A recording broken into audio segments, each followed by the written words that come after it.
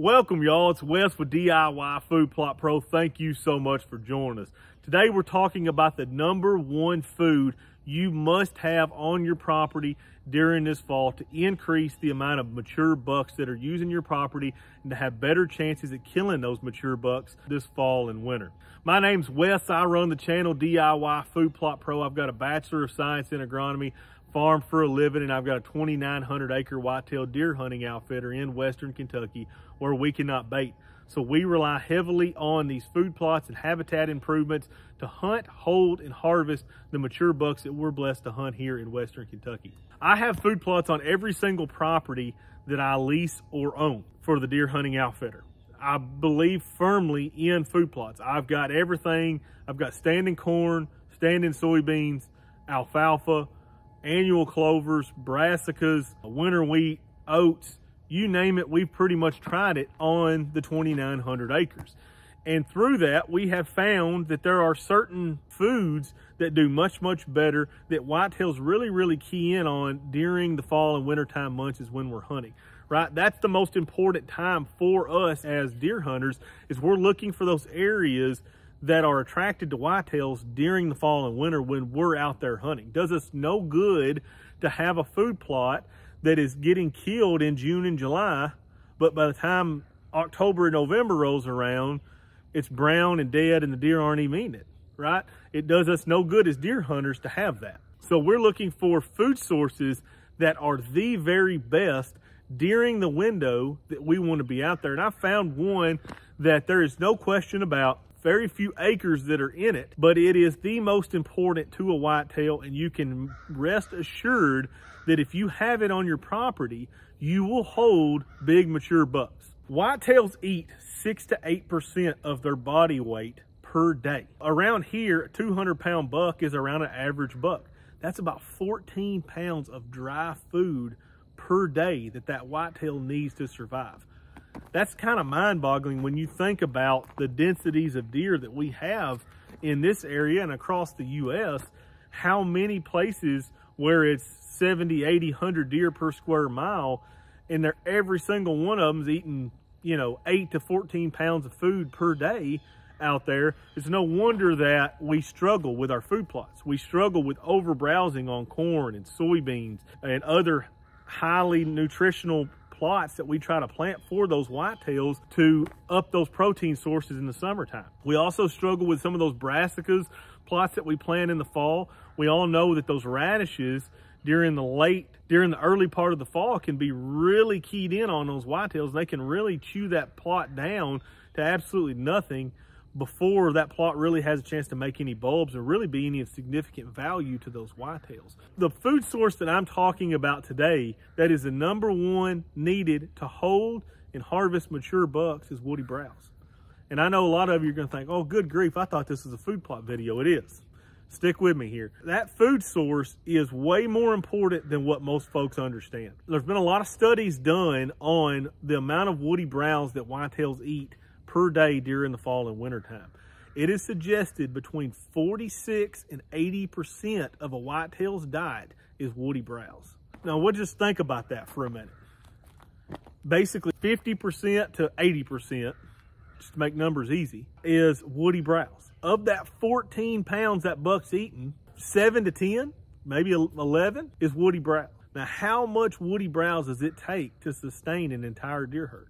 Takes a significant amount. That's per day. So when we go into woods like this right here and we see very minimal woody browse, we understand why now that there's not a tremendous amount of deer here. A, there's no cover for them. Wide open woods, you can shoot 100 yards through here, no problem. 2, there's no food source. So we also understand now why our food plots are getting wiped out. We can make our food plots a lot better by coming in here and doing some thinning cuts or some clear cuts to get some of this sunlight on the ground, give these deer what they need in the form of cover, plus you're giving them the food that they need during the fall and wintertime months. And that's the most important thing that I've really realized how important that is through doing a lot of this research and doing a lot of the experiments on the farms myself. You go in and you cut a 3/4 acre spot or a 1 acre spot trying to make a bedding area. We're going to go in and we're going to clear out most of the trees. We're going to cut them down. We're going to let that sunlight hit the ground, get that food from 0 to 3 feet where those whitetails can use it. They've got cover, they've got food, and all of a sudden we start seeing the amount of deer using that 3/4 acre, that 1 acre spot skyrocket. We can take spots that virtually are useless that we could hunt, that we might very rarely even see a deer in. And I'm talking about my part of the world where we have high density deer zones. We have areas where you could hunt for days and maybe see a couple deer, but it would be very, very minimal and very minimal chances of seeing a mature buck. You go in there and you change that habitat and you cut those trees down and you let that sunlight hit the ground, it gets that growth coming, and all of a sudden that spot can turn into an absolute dynamite spot. I've seen it with my own eyes.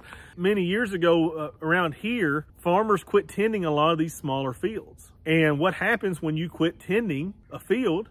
The sunlight's hitting the ground, there's no herbicide stopping anything from growing. All of a sudden you start getting the annuals the first year. The second years you kind of get the perennials, little bit of saplings. The third year it's sapling dominated. You know, it's 3, 4, 5 feet tall of saplings. What do you see on those areas? You see scrapes, you see rubs, you see tons of deer trails. They're using that because they have the cover they need and because they had the food they need. There's no wonder why they want to be in there. Why we have found over the years, many of us that have hunted a long time, we know that these areas between those thickets and mature timber are buck killing zones. I mean, they're just absolute dynamite. Why? Because they're cruising the downwind side of that thicket, checking for does in that bedding area, or they're bedding in there and they're checking for scrape on the outside. They may be checking scent for predators before they go back into their bedding area. Those areas have been tremendous deer hunting opportunities for many years. The reality of it is that thicket is giving that mature buck everything he needs to live, to feed, to be comfortable, to be left alone, right? Because we can't hunt the middle of those thickets, right? And they all know that. You know, we've all seen those thickets where you walk up through them and you can't hardly walk through them, right?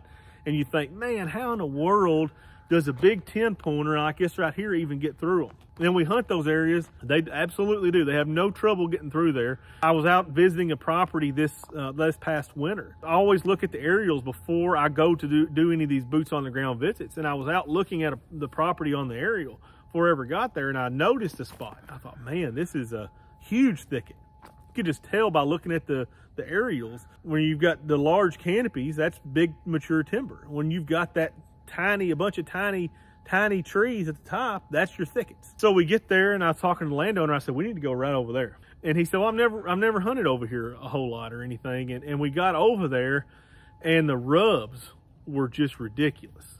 There was trail after trail after trail coming out of this thicket into this open hardwood, that transition zone that you hear me talk about a lot of times. And those are areas that are excellent for hunting whitetails, and it's because those whitetails feel comfortable in there. They've got feed and they've got cover. Everything a whitetail wants and needs is in those thickets. So by going in here and clear cutting or doing a severe thinning cut on some of this property, we're not only promoting that sunlight hitting the ground, we're not only providing travel corridors that makes these areas much easier for us to hunt, we're defining bedding areas to where we're not as likely to booger or spook deer as we're coming in and out, because we pretty well know where these deer are going to be bedding at. We know where they're bedding, we know where they're feeding.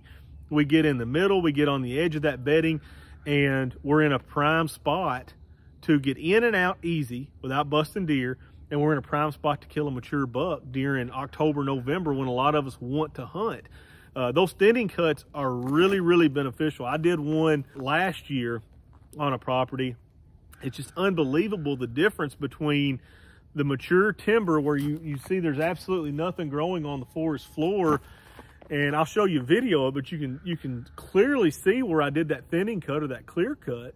I mean, the vegetation got up this tall, and that's just the first year. It's going to take a little bit of time for that to really turn into a hot spot for whitetails.